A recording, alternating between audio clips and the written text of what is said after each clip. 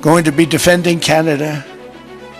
Canada gets a lot of freebies from us, by the way. They should be grateful also, but they're not. I watched your Prime Minister yesterday. He wasn't so grateful. But they should be grateful to us. Canada lives because of the United States. Remember that, Mark, the next time you make your statement. Prime Minister Mark Carney is en route to Switzerland this morning. He's heading to Davos, where he'll take part in the World Economic Forum, holding talks amid rising threats over Greenland from U.S. President Donald Trump. Canada's armed forces are getting a pay raise. Prime Minister Mark Carney promised increased spending for the forces back in June. Rising tension with the United States has forced an uncomfortable question back into Canada's national conversation. How secure are we, really? The spark this time came from Washington. During a speech at the World Economic Forum on Wednesday, U.S. President Donald Trump took a pointed shot at Canada's leadership. They should be grateful to us. Canada lives because of the United States, he said, singling out Mark Carney and adding, "Remember that the next time you make your statements." It wasn't just rhetoric. Days earlier, Trump posted an image on Truth Social showing the American flag draped over Canada, a visual that landed like a provocation, not a joke. And Canadians noticed. Almost simultaneously, ads for the Canadian Armed Forces began appearing more frequently across social media. Then came reporting from the Globe and Mail, revealing that the military has quietly developed a model response scenario for the unthinkable, a potential U.S. threat to Canadian sovereignty. For years, the Canadian Armed Forces struggled with low recruitment, aging equipment, and shrinking readiness. But something has changed. Enlistment numbers are finally ticking upward. So, what's driving this sudden interest? Is it patriotism, anxiety, or a growing realization that Canada can no longer rely solely on assumptions about eternal American protection? To unpack this, we spoke with retired Major General David Fraser, a veteran commander with deep operational experience. When you look at the raw numbers, the imbalance is stark. As of December 2025, Canada fields just over 66,000 regular force members, supported by nearly 25,000 reservists. South of the border, the United States maintains roughly 1.3 million active duty personnel. On paper, the comparison is overwhelming. So the real question isn't whether Canada can match the US. It can't. The question is whether Canada is prepared. Fraser's answer is measured, but telling. The forces Canada does have, he says, are exceptionally trained. The men and women serving today are professional, capable, and experienced. Quality is not the issue. Capacity is.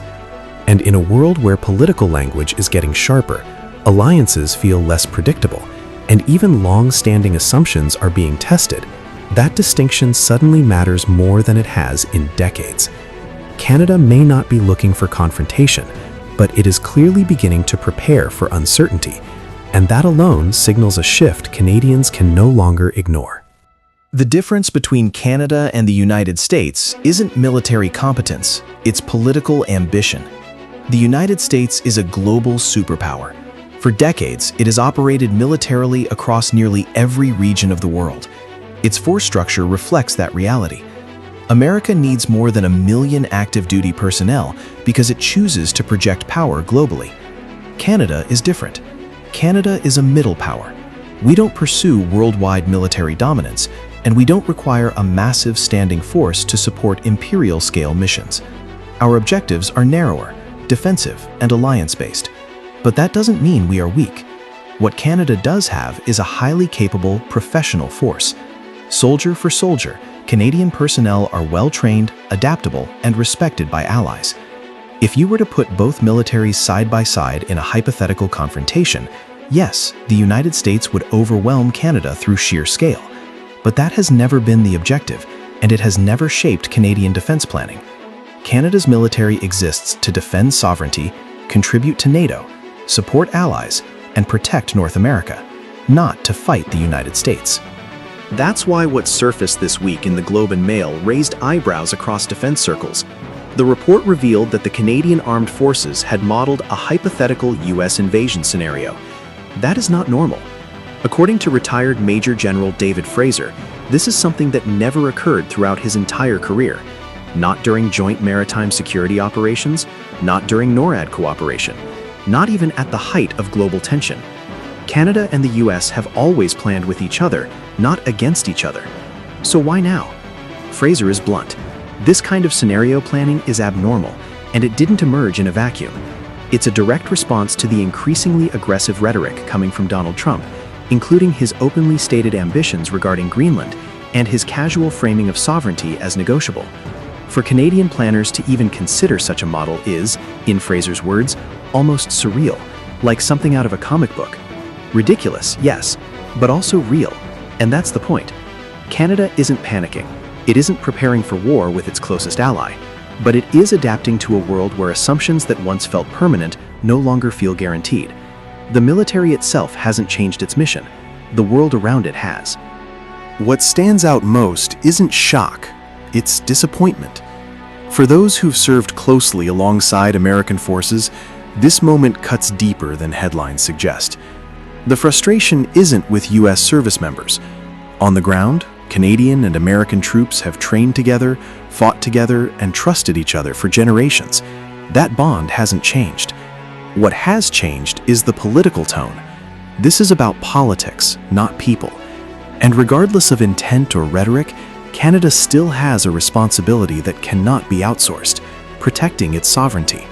That means protecting borders, protecting the Arctic, protecting the coastline, and asserting control over Canadian airspace and Northern Territory, visibly and consistently. In practical terms, that requires more personnel deployed in the north, more presence along the coasts, and more aircraft in the air. Sovereignty isn't just declared, it's demonstrated. Which brings us to recruitment, an area where something remarkable is happening.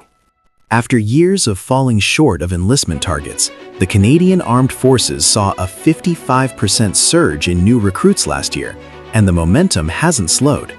In just the past few weeks, applications are up nearly 13% again. This isn't accidental. For a long time, the CAF faced real barriers. Public perception suffered, pay lagged behind the private sector, and perhaps most damaging of all, the recruitment process itself was painfully slow. In a world where someone can land a job at Walmart or a tech firm in days or weeks, waiting nearly a year to enlist simply didn't make sense. That bottleneck has finally been addressed. But process fixes alone don't explain this surge. History shows that moments of crisis fuel enlistment, and Canada is in one of those moments now. Since Donald Trump's return to political prominence, something has shifted in the national mood. Canadians are more alert, more assertive, more conscious of independence. As one observer put it, L goes up. For many young men and women, military service isn't just a job anymore. It's a chance to do something meaningful, something challenging, something that directly contributes to defending the country at a moment when certainty feels fragile. Recruitment didn't rise because fear took over. It rose because purpose returned. Canada has been here before. Recruitment spiked during the Afghanistan mission, and the pattern is repeating. Not because of war, but because of identity.